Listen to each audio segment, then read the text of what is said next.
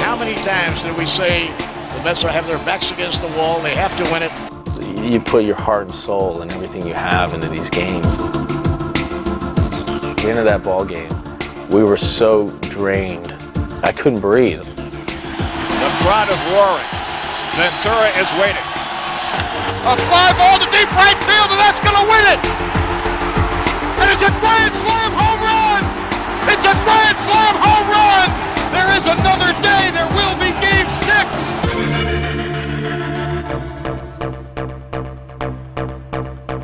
That experience of excitement is so addicting. You want to experience it again and again, and I think for as far as we were concerned, we knew that we had the talent and we knew we had the drive to work to try to get back to that point beyond. The 2000 New York Mets would undertake a journey fueled by perseverance and resolve.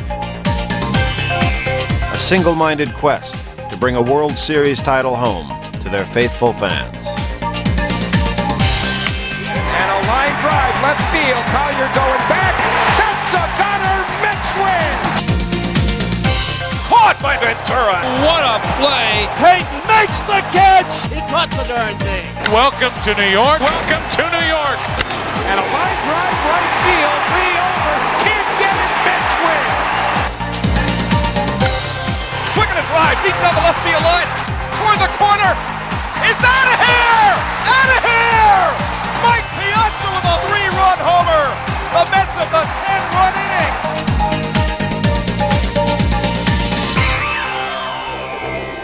inning. Millennium Mets, the story of the 2000 National League champions.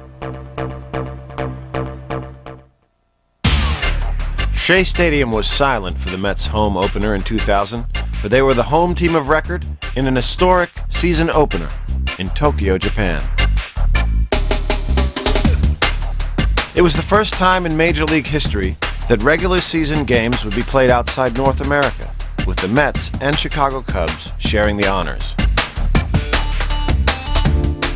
The stars of both teams captured everyone's attention, and a former manager in Japan was well versed in both the customs and the language. 僕の日本語は少しダメですけど、日本に帰ってこられて、とても感動していますね。 Just sellout crowd on hand here at the Tokyo Dome, and we're just moments away from beginning the 2000 Major League season. Japan reveres the game of baseball, and pre-game ceremonies were a blend of East and West, with Hank Aaron throwing out the first pitch. The Cubs won the season opener 5-3, spoiling Mike Hampton's Mets debut. But the Amazons won some hearts. The way the Japanese fans reacted and treated us, it was awesome. And Piazza reciprocated with an international gesture of his own. Piazza fires one in a deep right center field. That's why he came here tonight, to see his hero Mike Piazza hit a home run. Game 2 was a nail-biter. 11th inning, tied at 1, bases loaded for Benny Agbayani. High drive, straight away center field. Buford on the run at the wall. Grand slam home run by Benny Agbayani. What a way to begin the 2000 Major League Baseball season. A pair of winners, a pair of nations, united by baseball.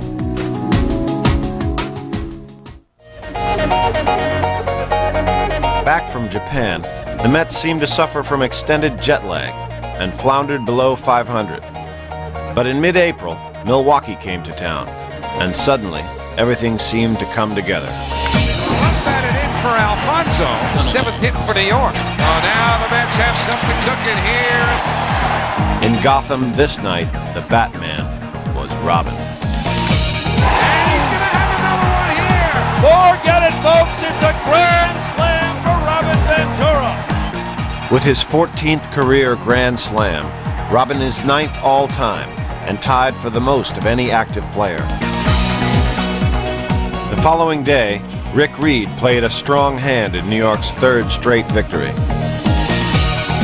Reed held the Brewers to just 1 run over 7 innings for his second win of the season. Even after the ball was lined back off of his thumb, 6 strikeouts for Reed. The veterans on the Mets were stepping to the fore, but in Game 3 of the homestand, it was a youngster who came through. Melvin Mora, his first plate appearance. 10th inning, 4-4, and the Shea faithful went home happy. High ball, well hit left center field. Time to the warning track. That's a gutter. Mets win it. Next in town, Sammy Sosa's Cubs, and they too got a mighty measure of Mets magic. Well, just like that, a Ventura homer. Mets piling it on. Could it be any hotter than he is? Derek Bell, another huge afternoon. 4 for 4. Bell took a toll on the Cubs, but then so did everyone. 2-run homer at Edgardo Alfonzo. The Mets scored 30 runs in the 3-game sweep. Back-to-back home runs. First Alfonzo, now Piazza. And their winning streak now stood at 7. Next, a makeup game with the Dodgers. And here the Mets required just 1 run. Scoreless game in the 9th. Matt Franco at the plate. So now Franco. A bouncer off the glove of Adams. Here comes Mora, and the Mets win it. 1-0. Mets are hot right now. 8 in a row for the New York Mets. The capper came against the Reds, with Ken Griffey Jr. looking on. How great is this? 6-5 puts the game into the hands of Ken Griffey Jr. with 2 men out in the 9th inning. Crowd hoping they can get Armando Benitez through this tough situation.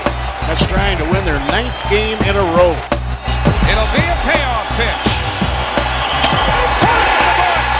Benitez freezes Griffey. The Mets win it 6-5. And the Mets had themselves their 9th consecutive win.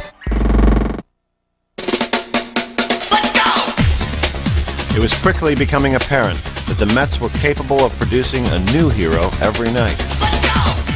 And together, they prospered. We just love being a team. We're not going to live or die with one guy.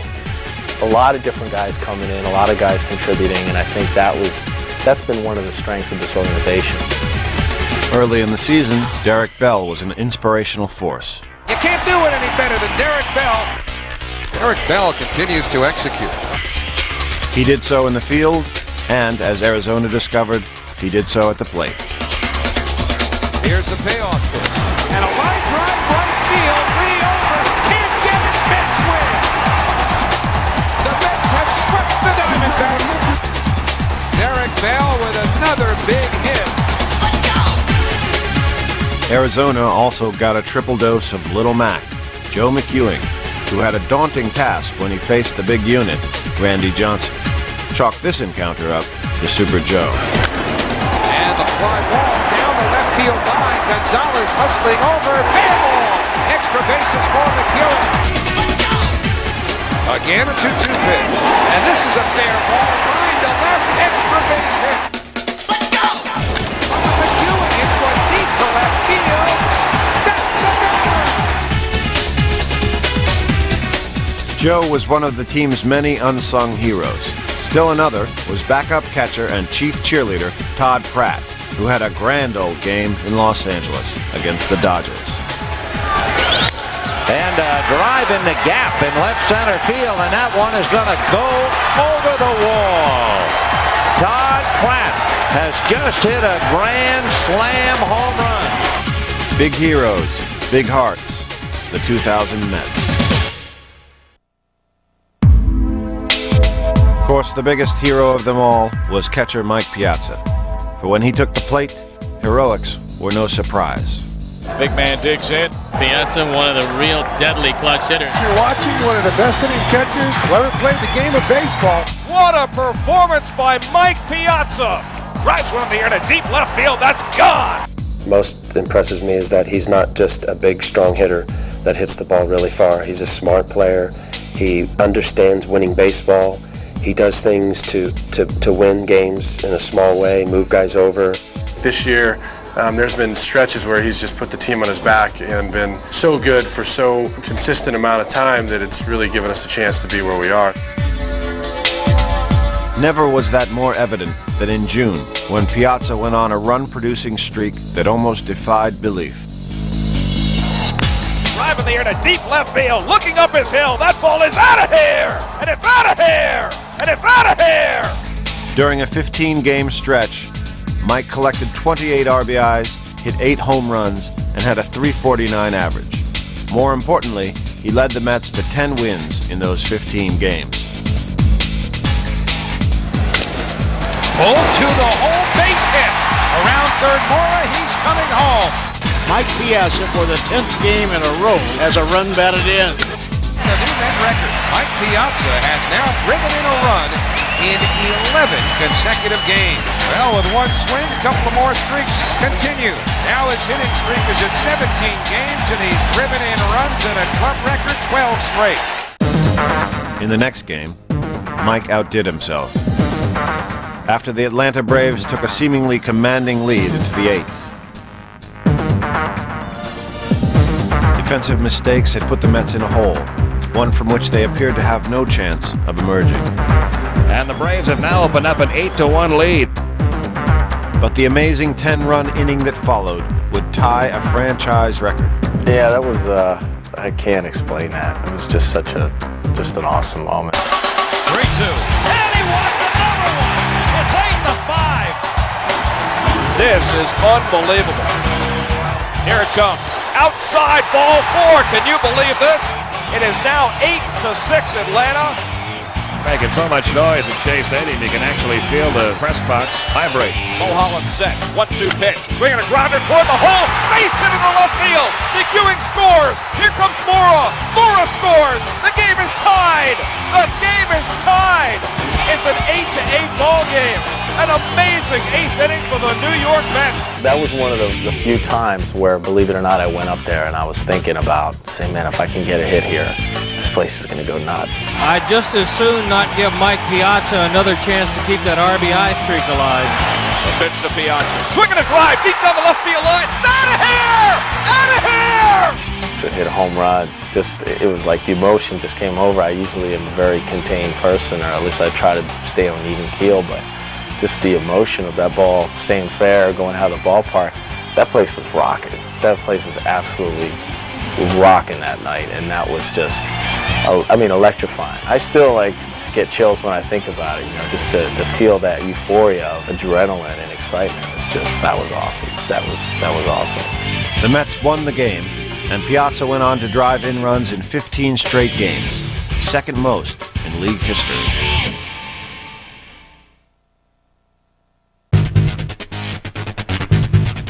In June, New York fans got a preview of the Fall Classic when the Mets and Yankees got on track for the first of 2 interleague series. No one knew at the time that this would be a glimpse of baseball's postseason future, nor did anyone expect the Mike Piazza-Roger Clemens subplot that was about to unfold. A high drive to center. Bernie back. A grand slam. It's a grand slam. Piazza blast. And the Mets take a 4-0 lead. The Mets took the first bite of Big Apple bragging rights when they rocked Clemens for 9 runs in 5 innings and a 12-2 triumph. When rain washed out the last game of this all-New York series, the stage was set for an historic rematch. For the first time since 1903, 2 major league teams will play 2 games in 2 different sites. There was history and nostalgia. Dwight Gooden making his return here to Shea. The scene of his greatest triumphs here on this mound at Shea Stadium could also, in a way, be the scene for his last major league start if things don't go well here. But things went just fine for Doc, who pitched 5 solid innings to earn the win. Still, this unforgettable day was just beginning. Well, how are you getting to the second game later tonight? Planes? Trains? Todd Pratt took along a camera for the Mets trip on the bus. There's a bus will be police escorted to Yankee Stadium, my house in Boonville, and always the media. Here are the fans. Mets finest, sending us off to the Bronx.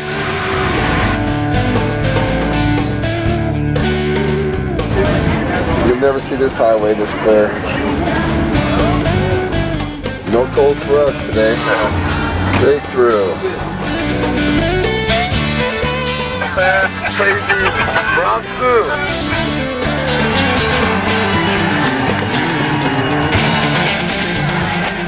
It was an experience, but something that I enjoyed, and I think we all won't forget soon. Nor would anyone soon forget the event that transpired in the second game of this memorable doubleheader, when Chapter 2 of the Piazza-Clemens tete-a-tete ran its fateful course. The 0-1 pitch way inside and hit him. Piazza is hit by the pitched ball, and he is down on his back in the batter's box. Oh, man, was that scary. Boy, nobody wants to see this. I can't imagine he's going to be staying in this game. The Mets lost Piazza and the game, but made a statement in the series finale. Swing and a miss, he got him. Slammed in the air to deep right field, and it's out of here! Todd Seal. Swing and a miss. Throw to second to slide. Out at second. Oh, but he makes the catch. Line drive down the left field line. Base hit.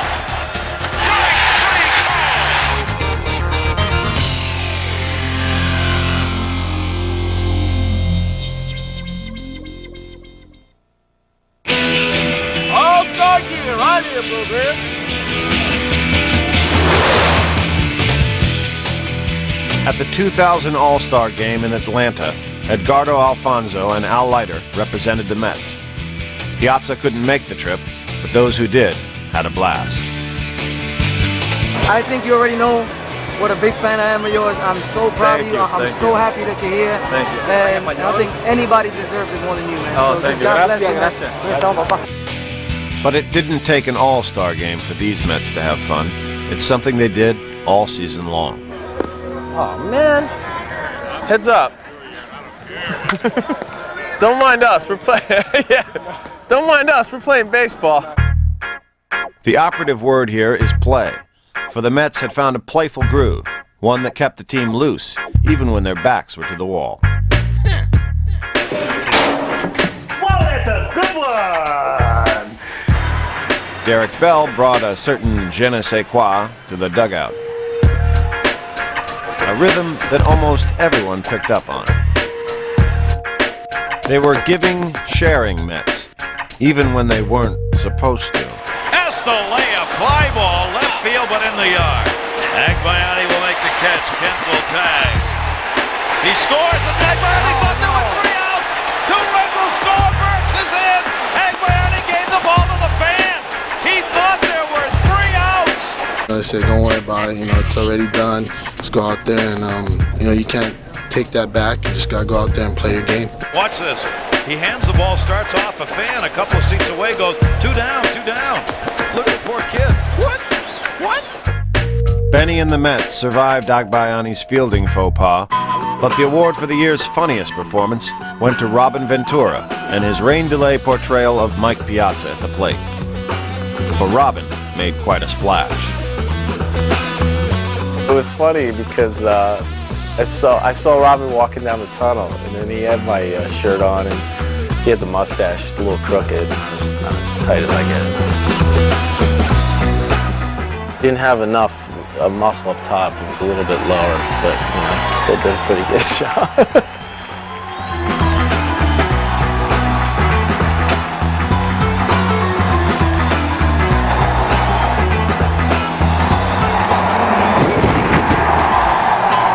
You have to be able to laugh at yourself.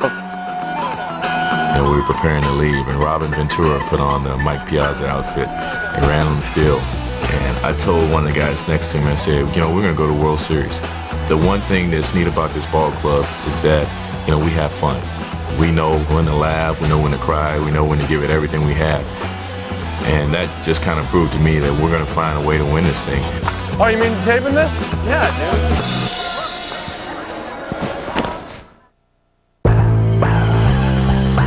The Central Division leading St. Louis Cardinals were in town for the final weekend of July, and the Mets were more than ready, thanks in part to a pair of newcomers who got caught up in the Shea Stadium mystique.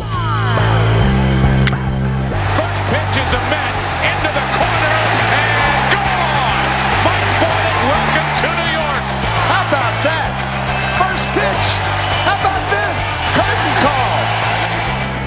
High fly ball, deep left field, going back Langford, and it's out of here! Bubba Trammell with a homer in his first at-bat as a New York Met.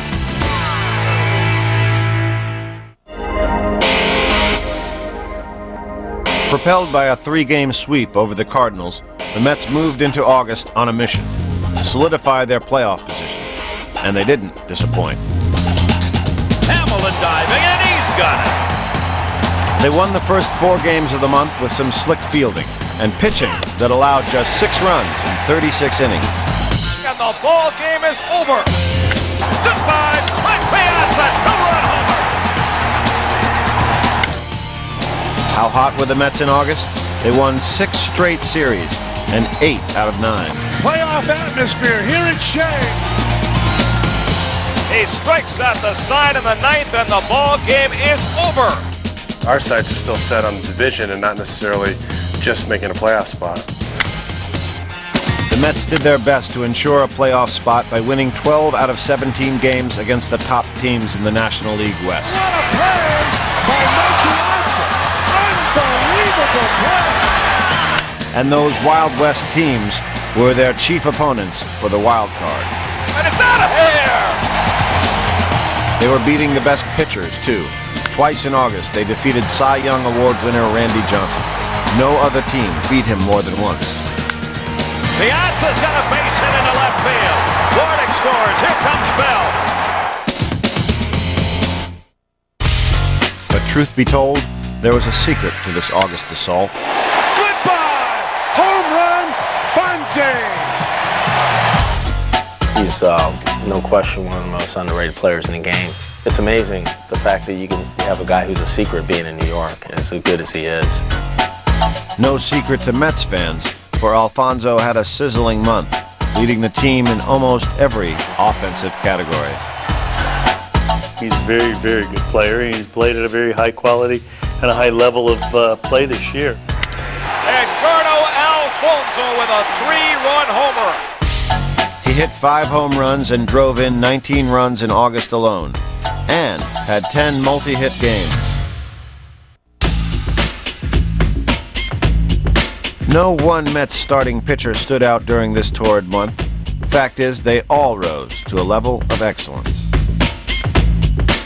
Mike Hampton went 3-0 with a 2.23 ERA. Rick Reed won 4 of 6 games that he started. And no one dealt a better hand than the ace, Al Leiter, who won 3 games and pitched a pair of 12 strikeout masterpieces. Swing and a miss, he got him. 19 consecutive hitters retired by Al Leiter. The bullpen was just as solid. This guy is unhittable. Benitez gets the save. Put it in the books. Benitez saved 11 games in August and had a .61 ERA. His pumped fist became a signature closing scene at Shea, and it was only fitting that he was on the mound for the final game of a fantastic month. A month the Mets won 20 of 29 to take a 5.5 game lead in the wild card standings.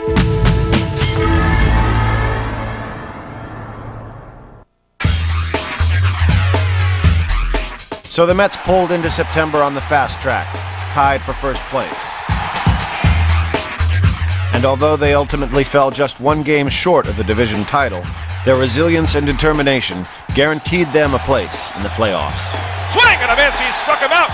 The Mets have clinched the wild card in the National League. For the first time in franchise history, the Mets are going to the postseason for the 2nd consecutive year.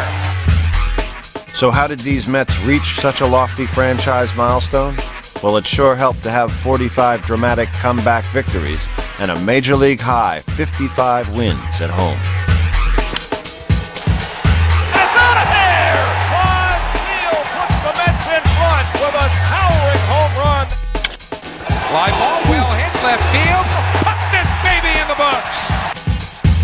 Randy squares the bunt, and he bunts up beauty. Oh! How about that? Here comes Agbayani! And the Mets win it! It was a well-balanced attack. Clutch hitting, superb fielding, and of course, to reach the postseason, you need amazing pitching. You have to start with pitching. Pitching is key. That it's been proven in the past that any team that has ever come close to winning a World Series, it's all from the pitching staff. And in 2000, the pitching staff answered the call. The Mets were one of 3 teams to feature 5 pitchers with double-digit victories. Oh, man, it's rush on. The Mets stay hot. And with the game on the line, you couldn't do much better than Armando Benitez. The Mets closer set a club record with 41 saves. Oh, 1-2 pitch. Swing and a miss. He struck him out. And Armando Benitez becomes the first Met reliever ever to record 40 saves in a season. The perfect blend of power and consistency propelled the Mets to a team record 198 home runs. That ball is hit. Way back. Oh, my goodness. Well hit to left center. Goodbye. You know, this New York Mets team has more home runs than any Mets team in the 39-year history. Mets win it. Jay Payton hit 17 home runs, the most by a Mets rookie since Darryl Strawberry. And he was simply outstanding in his field. Center field, that is. A tremendous catch by Jay Payton. And he really was very consistent defensively, and then towards the end of the season got so many clutch hits for us. I mean, we would be lost without him. Payton tries to win it. That's a gunner. Mets win. Jay Payton is going to be a star. 94 wins. What a season. Next stop, the playoffs. We're getting where we want to go, and now the journey begins.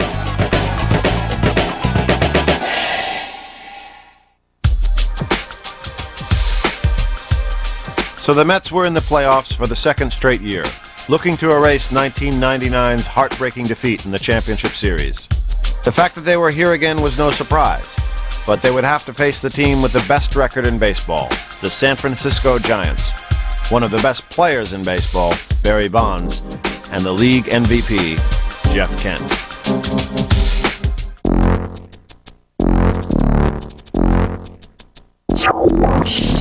In Game 1, Livan Hernandez dominated, and the Giants won 5-1.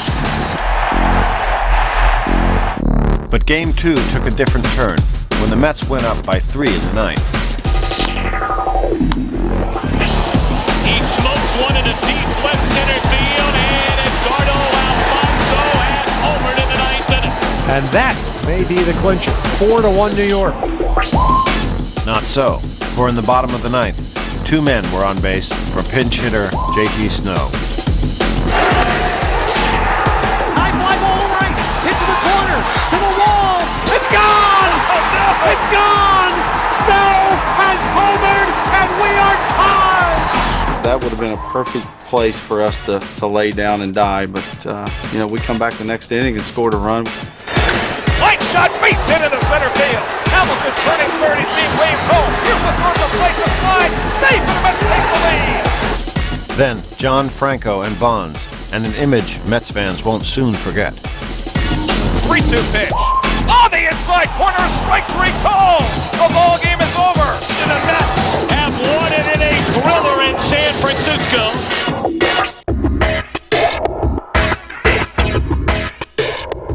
Back at Shea for Game 3, Alfonso faced San Francisco closer Rob Nen, with the Giants up by 1 in the 8th.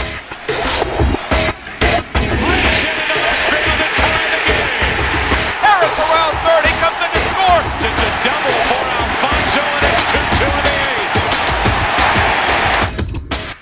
8th. The game stretched on for more than 5 hours, still tied at 2 into the 13th. I said, all right, here we go. I'm going to try to do something. I just told myself, just stay back and see the ball. And, you got to throw me a strike right here. And he did. High fly ball, deep left field. Back goes Bonds, looking up at the wall. That ball is out of here! Out of here! The Mets win the ball game! 13th inning,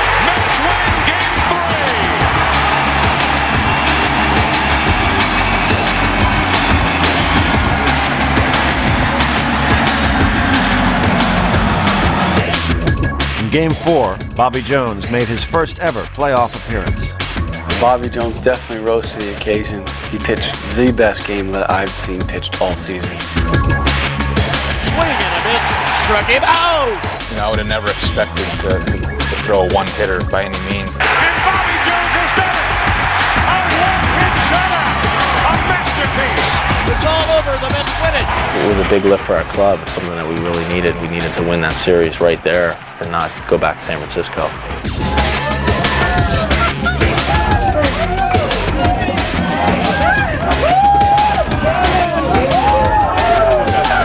You know, Jeff Kidd said they're a better team, but it's too bad the best team won today.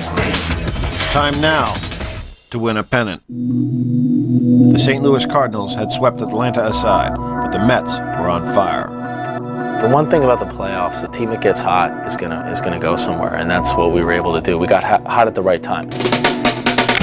Piazza hits a ball fair past third and down toward the corner. A first inning run at least for the Mets as Perez scores. He's out of the cage. The monster is out of the cage. Let's go. The monster's out of the cage. Mike's private nickname around the club is Monster because he's frightening sometimes the way he hits. So we had talked before about the monster having to get out of the cage, and if we could get the monster loose, you know, we could really take off. Home runs from Todd Zeile and Jay Payton helped the Mets take a 6-0 lead.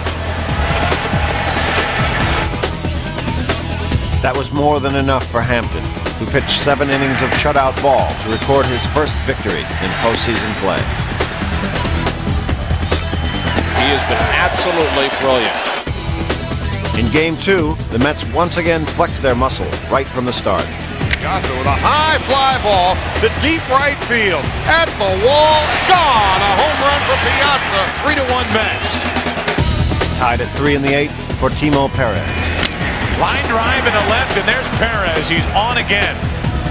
And Timo's speed led to a run with some help from Alfonso. And a base hit into right center field. That might score Perez.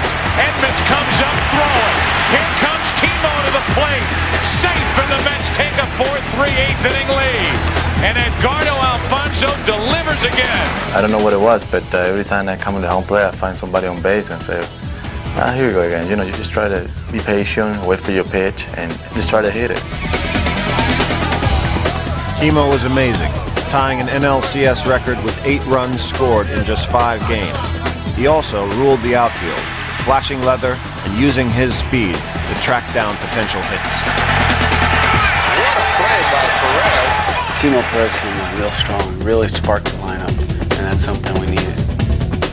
With the game tied at 5 in the 9th and 1 man on, the Mets turned to another rookie to take the lead. Jay just, I think, solidified his position in this organization. He really matured so much, was very consistent, and then towards the end of the season got so many clutch hits for us. Into center field, that's a base hit. It gets by Edmonds, into score McEwen. Heading for third is Payton. The Mets leading 6-5 in the 9th. Jay Payton delivers for New York. The Mets lost Game 3 at Shea, but unleashed a first-inning assault in Game 4, led by Timo once again. Ground rule double for Timo Perez. Back-to-back doubles for the Mets. 3 doubles in a row. Ventura launches that one. Right center field. Way back. That ball is off the face of the wall. Alfonso scores. Piazza scores. 4 consecutive doubles. That one hit in the air to center field. Agbayani got a lot of it way back. Edmund hits the base of the wall. Here comes Robin Ventura. Another double. An NLCS record 5 doubles in the first inning produced 4 runs. The Mets added 3 more in the second, and in the fourth, it was Piazza with pizzazz. Oh, baby, is that out of here. Mike Piazza with a monster home run. His second home run of the series. The Mets now had a 3-1 lead. The New York Mets are 1 win away from their first World Series since 1986. Meanwhile, the Cardinals are facing elimination. Mike Hampton, who started Game 1 and won Game 1, is on the mound for the Mets. I think Mike Hampton's contribution the entire season was huge. That game in particular was a defining moment. That game was a revelation. Langford's gone. Edman strikes out for the third time tonight. Oh, what a job by Mike Hampton. Hampton is just too much tonight for St. Louis. It was a complete game, 3-hit shutout. A pennant-clinching masterpiece. Mike did a great job for us, and that was a very big win. A drive in the air to center field. Timo Perez jumps in the air, waiting for it to come down, makes the catch. For the first time since 1986, the Mets are going to the World Series. And the New York Mets are the 2000 National League champions. And the Mets are jumping and leaping upon Mike Hampton, who went the distance. A 3-hitter. He shut out the Cardinals.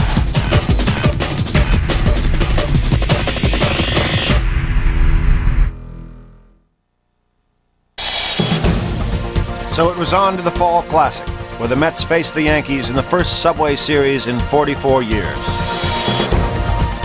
Game 1 was a New York street fight, a gut-wrenching game of inches that just missed going the Mets' way. It looked like it hit the top of the wall, bounced into the stands, and then back out. But it didn't.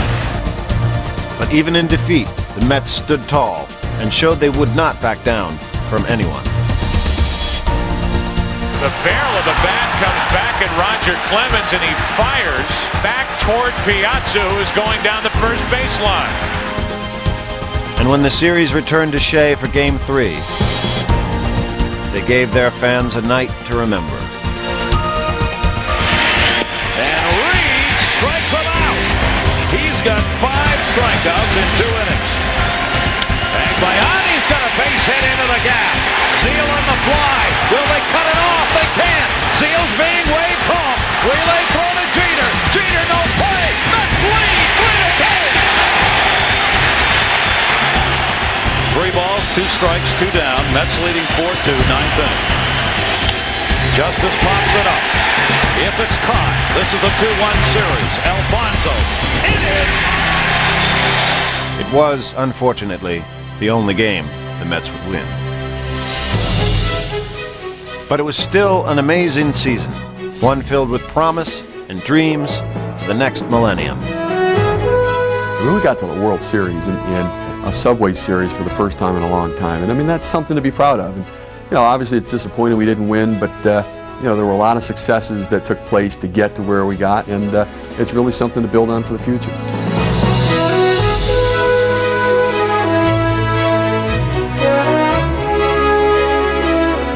There's definitely no guarantees in this game. The only thing you can guarantee is your effort, and that's one thing we've always maintained as a ball club. No matter what soldiers we have out there, we're going to fight. We're going to fight as hard as we can to the last out, and that's been something that has been such a great part of this ball club since I've been here. For the first time since 1986, the Mets are going to the World Series. We were pulled together, played together, stayed together. You can't be more happy or more proud than the group that gets through things and gets through things with their head up high. And I think that each individual in there can walk around with their head up high every day of their life. Next year is a new year. We'll have new people. We'll have a new journey, and it will start fresh from the first day of spring training. This is an experience to build on, but it's just one that will be left right here in the year 2000.